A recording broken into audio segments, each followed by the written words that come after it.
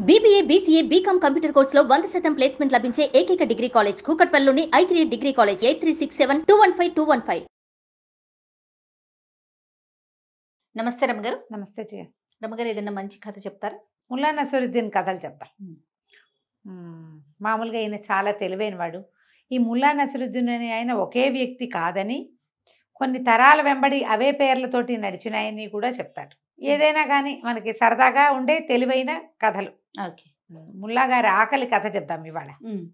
ఓసారట ముల్లా గారు పక్క ఊరెళ్ళి తిరిగి వస్తున్నాడు. మధ్యాహ్నం అయిపోయింది, ఆయనకి పిచ్చగా ఆకలి వేసేస్తోంది. ఏదో అడవి ప్రాంతం నుంచి నడిచి వస్తున్నాడు. ఆయనకి బండి ఏం దొరకల. ఈ ముల్లా గారి కాలంలో మనకి చాలా ప్రత్యేకంగా కొన్ని విషయాలు ఏం కనపడతాయంటే, అందరూ సంపన్నులు కాదు, ముల్లా గారు కూడా సంపన్నుడు కాదు. ఆయన దగ్గర కొన్ని గాడిదలు ఉండేవి.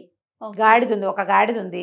గాడిద మీద తిరిగి చాలా simple, down to earth, simple living ఆయనే అనమాట. కానీ తెలివైన వాడు. ఆయన ఊరందరికీ తెలుసు. ఆయన డబ్బు కోసం తాపత్రయపడ్డ. ఇలాంటి ప్రత్యేకమైన వ్యక్తుల్ని మనం ఇప్పుడు కూడా కొంతమందిని చూస్తాం. వాళ్ళందరికీ తల్లో నాలుగుగా ఉంటారు. ప్రతి ప్రశ్నకి సమాధానం ఉంటుంది. వాళ్ళ దగ్గర డబ్బులు గిబ్బులు ఏమి ఉండవు. వాళ్ళు అవి లేవని బాధ కూడా పడరు. ఆశించరు. ఆ డబ్బులు లేవని బాధ కూడా ఉండదు. వాళ్ళకి హాయిగా ఉంటారు ప్రశాంతంగా. ఈయన కూడా అలాంటి వాడే. పొరుగురు వెళ్ళి తిరిగి వస్తున్నాడు. ఒక అటవీ ప్రాంతం దాటి వెళ్ళాలి. ఓకే. ఆకలేసేస్తోంది ఆయనకి. సరే, ఒక చెట్టు నీడని కూర్చున్నాడు. ఎవరైనా బాటసార్లు ఇట్లా ప్రయాణం చేస్తూ వచ్చేవాళ్ళు ఆగే చోటు ఎవడో ఒకడు ఏదైనా ఒక ముద్ద పెట్టపోతాడా అని అనుకున్నారు. ఇంతలో ఏమైంది, ఒక సంపన్న బాటసారి ఒక ఆయన వచ్చాడు. మంచి కంచరగాడిద మీద వచ్చాడు. చాలా సరుకులు వేళ్లాడేసున్నాయి ఆ కంచరగాడిదకి. శుభ్రమైన బట్టలు వేసుకున్నాడు. ఆయన చకచక నడుచుకుంటూ ముల్లాగారు కూర్చున్న పెద్ద రావి చెట్టు కిందకు వచ్చి కూర్చున్నాడు. దాని కింద ఒక గట్టు ఉంది. ఇట్లాంటి ఏ సంపన్న గృహస్థుడే కట్టించుంటాడు. ఈయన చల్లగాలికి కొంచెం విశ్రాంతి తీసుకుంటున్నాడు. కానీ రెస్ట్ వస్తుంది. ఆకలికి రెస్ట్ ఎట్టా వస్తుంది? కాళ్ళకి రెస్ట్ వస్తుంది కానీ పొట్టకి రెస్ట్ రాదు.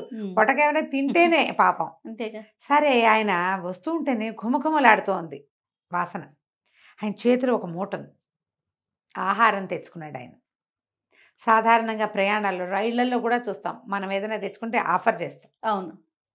ఇప్పుడు అవి ప్రమాదాలుగా అవుతున్నాయి అనుకో. పాత రోజుల్లో అలా ఉండేది కాదు. ఆయన చెప్పాడు, ఏమండి బాగున్నారా, ఏ ఊరు అని అడిగాడు. ఏదో ఊరు అన్నాడు ఈయన.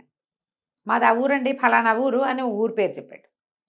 మరి నేను సంవత్సరం అయింది ఇంటికెళ్ళి, ఇప్పుడే ఇంటికెళ్ళే దారిలో ఉన్నా. ఏడాది నుంచి వ్యాపారాల్లోనే ఉన్నాను.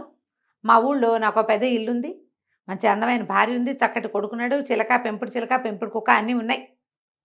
ఏడాది అయింది చూసి. ఇగో ఇవాళ ఈ ప్రయాణం అంతా ముగించుకుంటే ఇక రేపు సాయంత్రానికి ఇల్లు చేరిపోవటమే అన్నాడు. అనేసరికల్లా ఈయనేమనుకున్నాడు, ఓహో సరే బాగుంది. గబగబా మూటోడు తీశాడు ఆయన. మూటోడు తీస్తే ఇప్పుడు ఇంత మాట్లాడారు కదా, మా ఇల్లు బాకిలి, నా కొడుకు, పెంపుడు చిలక, పెంపుడు కుక్క చెప్పినవాడు ఓ సగం కొంత భోజనం, ఓ పావు వంతైనా ఆఫర్ చేయడు. చూస్తున్నాడు ముల్లా గారు. ఆయన ఏం చేశాడు, ఓపెన్ చేస్తే చక్కటి ఘుమఘుమలాడే కూర, రొట్టెలు, పలావు కనపడుతున్నాయి అందులో ఆ మూటలో. ఈయన చకచకా ముక్కలు చేసి కూర నలుచుకుని తింటూ, ఏమిటండి సంగతులు అని అడుగుతున్నాడు. ఆఫర్ చేయట్లా. కడుపు కాలిపోయింది. ఆఫర్ లేదు, నాకు ఆకలిసేస్తోంది. నేను కూడా ఒక రోజు అయిందండి భోజనం చేసి, ఇంకా ఇంటికి ఎన్ని గంటలు దాటిస్తే చేరతామో తెలియకుండా ఉంది అన్నాడు. అలాగండి, నేను నిన్నే బయలుదేరానండి ఇంటికి అంటాడు. తినేస్తాడు. అయ్యో మీ భోజనం లేదా, ఒక ముక్క తినండి. ఆయన అక్కడికి చెప్తున్నాడు పాపం. నాకు ఆకలిస్తోంది, భోజనం లేదు, నిన్నట్టించి ఇంకా గంటలు నడవాలి మా ఇంటికి అని చెప్పితే ఏమైనా చెయ్యాలా? ముల్లా గారికి ఏమనిపించింది, వీడికి అర్థం కాలేదని. ఏ ఊళ్ళో ప్యాక్ చేయించారు భోజనం అని అడిగాడు. పక్కనేనండి పెద్ద సత్రం లేదు, అక్కడ ప్యాక్ చేయించాను, చాలా రుచిగా ఉన్నాయి రొట్టెలు, వీళ్ళు బాగా చేస్తారండి, ఏమైనా వాడి మీగడ రొట్టెలు మరీ స్పెషల్ అని ఏవేవో కనపడని పదార్థాలన్నిటి రుచులు చెప్తున్నాడు. ఎదురుకుంటా ఆకలితో ఉన్నవాడు తన తోటి బాటసారి సంగతి ఆయన పట్టించుకోవటంలా. అసలు ఆ కాలమే అలాంటిది కాదు, అట్లా చేయకూడదు. మనం ఎప్పుడూ చేయం అట్లా. అంతే కదా పాప, నోరు తెరిచి అంటున్నప్పుడు అర్థం అవ్వాలి కదా. దీనికి వారికి ఆట పట్టించాలనిపించింది. ఏమంటే మీది ఆ ఊళ్ళో ఏ సందులో ఇల్లు అని అడిగాడు. ఆయన రొట్టెలు తింటూ ముక్క చేసుకుని తినాలి కదా. రొట్టెలు తింటే ఏమన్నాడు, ఆ పెద్ద మసీదు ఉంది కదండి, దాని వెనకాల సందు, అక్కడ పచ్చమేడ ఉండాలిగా అన్నాడు ముల్లాగారు. అవునండి, ఆ పచ్చమేడ పక్కన లేత రంగు నీలం రంగు బంగ్లా ఉంది కదా, అది మాదేనండి అన్నాడు. ఓ అలాగా, ఈ మధ్య అక్కడ సందడి లేదండి అన్నాడు. అనేసరికి ఈయనకు అర్థం కాలే. ఎందుకు సందడలేదు? అదేనండి మీ పెంపుడు చిలక చచ్చిపోయిందన్నారు. పెంపుడు చిలక? ఈయన రొట్టెలు తింటాడు. పెంపుడు చిలక?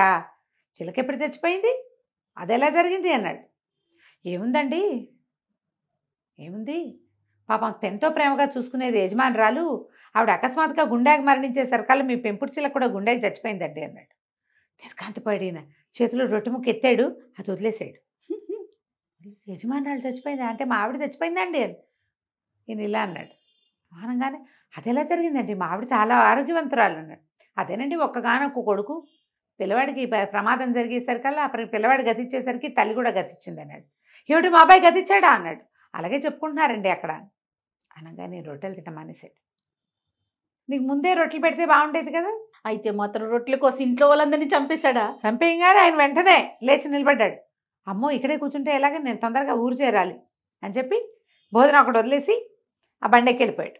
ఒక కన్సర్ గాడిదని తెచ్చుకున్నాడు కదా, గాడిదని తోలుకుంటూ వెళ్ళిపోయాడు. రాత్రి అయిపోతుంది నేను వెళ్ళేసరికి అని చెప్పి బయలుదేరి వెళ్ళిపోయాడు. ముల్లాగారు ఆయన వదిలేసిన మూట దగ్గరికి లాక్కుని ఆ మిగిలిన 4 రొట్టెలు ఆయన వదిలేసిన పలావు తిని, ఎదురుగుండా మనిషి కనపడేవాడికి అన్నం పెట్టకపోతే ఇంట్లో అకస్మాత్ మరణాలే జరుగుతాయి, న్యాచురల్ అది అని చెప్పేసి చక్కగా వాళ్ళు ఆయన తాబేటికాయ కూడా తెచ్చి పక్కన పెట్టినాడు. మంచినీళ్ళు కూడా తాగేసి ఒక అరగంట విశ్రాంతి తీసుకుని, ఏముంది ఇంటికి వెళ్తే పెళ్ళాము ఆనందం వస్తుంది ఆయనకి. ఇప్పుడు చూడగానే మధ్యలో గుండె అయిపోదు. ఏడాది పాటు ఇల్లు వదిలిపెట్టి వెళ్ళిన వాడు హఠాన్ మరణాలు వినంగానే గుండె పగిలిపోయే రకం వాడు కాదు వాడు. పైగా తను తొందరగా ప్రయాణం చేస్తే ఇంటికి చేరిపోతానని తెలిసి కూడా ఆయన ఆహార పదార్థాలు మంచి మంచి ప్యాక్ చేయించుకుని తాపీగా తింటున్నాడని అక్కడ ఒక కొంప మునిగిన ఈయన గుండెం పగలది పరిగెత్తాడు. కానీ ఆయన చూసే ఈయన చెప్పాడనమాట, మరి ఆహారం అవతల వాడికి ఆకలి కొన్నవాడికి ఇదే అన్నమే పరమాన్నము అంతే అని చెప్పి హాయిగా తినేసి సాయంకాలం నడుచుకుంటూ వెళ్ళిపోయాడు. ముల్లా గారి కథలన్నీ చాలా బాగుంటాయి. ఓ పిల్లలతో చిన్న కథ చెప్తా చూడు. దీంతో పాటు మరీ బుజ్జి కథ కదా. కాసిన బాదంకాయలు తెచ్చుకున్నారు 4 పిల్లలు. వంతులు ఆడుకుంటున్నారు. నేను ముందుకు వస్తాను, నేను చేసే చెట్టెక్కాను కాబట్టి నాకు ఎక్కువ రావాలి, నేను గేరాను కాబట్టి నాకు ఎక్కువ రావాలని కొట్టుకుంటున్నారు. ముల్లాగారు నడిచి ఇంటికి వస్తున్నాడు. ఏమిట్రా కొట్టుకుంటున్నారు అన్నాడు. బాదంకాయలు పంచుకుంటాం ముల్లా, మీరు మా కాయలు పంచి పెడతారా అని అడిగాడు. అడిగితే ఇవ్వండి రా ఇటు అన్నాడు. సంచి నిండా పోసారు. సంచి చేత్తో పుచ్చుకున్నారు. పుచ్చుకున్నాక ఎలా పంచమంటారా అన్నాడు. తెలివిగా పంచండి ముల్లా అన్నారు. కాదురా, దేవుడిలా పంచనా మనిషిలా పంచనా అని అడిగాడు. పిల్లలు ఏమనుకున్నారు, దేవుడు గొప్పవాడు కదా, భగవంతుడిలాగా పంచండి ముల్లా మీరు అని అడిగారు. అడిగేసరికి ఏం చేశాడు, ఒకటికి ముందు 4 కాయలు తీసి ఇచ్చాడు. తర్వాత వాడికే 4 కాయలు ఇచ్చాడు. తర్వాత వాడి దగ్గర నుంచి 2 కాయలు తీసేసుకున్నాడు. ఇంకొకటి 6 కాయలు ఇచ్చి తర్వాత 10 కాయలు వాడికే ఇచ్చాడు. 3వ వాడికి 2 కాయలు ఇచ్చాడు. 4వ వాడికి ఏమీ ఇవ్వలా. చేశారు పిల్లలు ఆశ్చర్యపడి, అదేంటి ముల్లా అలా పంచుతున్నారు, సమానంగా పంచాలి కదరా, పంచాలి కదండి ముల్లా, మీరు ఇదేంటి ఇలా పంచుతున్నారంటే, ఒరే నేను మీకు ఛాయిస్ చెప్పానా, దేవుడిలా పంచాలా మనిషిలా పంచాలా అని అడిగా. మనిషిలా పంచమంటే సమానంగా పంచేవాడిని, దేవుడిలా పంచమన్నారు. మన దేవుడు ఏం చేస్తాడు, పాదుషా గారిని గొప్పవాడిని చేశాడు, ముల్లాని నన్ను దరిద్రుని చేశాడు. వీడి నాన్నకేమో ఇల్లుంది, వాళ్ళ నాన్నకేమో పూరు గుడుస్తుంది. దేవుడు సమన్యాయం ఎక్కడ పాటిస్తాడు, ఉన్నవాడికి మరి కాస్త ఇస్తాడు, లేని వాడి దగ్గరికి వాడు కొట్టించి వాడి దగ్గర నుంచి పీక్కుంటూ ఉంటాడు దేవుడు. భగవంతుడి సమన్యాయం ఉండదు, సమన్యాయం లేదు. ఒకడు వాడు ఆఖరికి కాయలందని పిల్లవాడు నేనే చెట్టు ఎక్కాను ముల్లా అంటున్నాడు. నువ్వు ఎక్కినా సరేరా, దేవుడు నీకు ఇవ్వడు.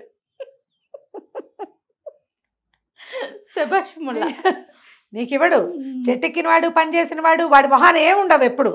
దేవుడు అంతే కదా, మరి ఆయన పరిస్థితి అదే. మీ ఇష్టం రా అన్నాడు. వీళ్ళు ఆయన వెనక పోనిచ్చి ఆయన నవ్వుకుంటూ పోయాడు. వీళ్ళందరూ మొత్తం బోర్లేసి సమానంగా పంచుకున్నారు. మనమే తెలివైన వాళ్ళం ముల్లా గారు సమన్యాయం చేయలేదు అనుకున్నారు. కథలు చూడు ఎంత బాగుంటాయి. చాలా బాగుంది. కథ కంచికి మనం ఇంటికి. రైట్ రాము గారు, నమస్తే.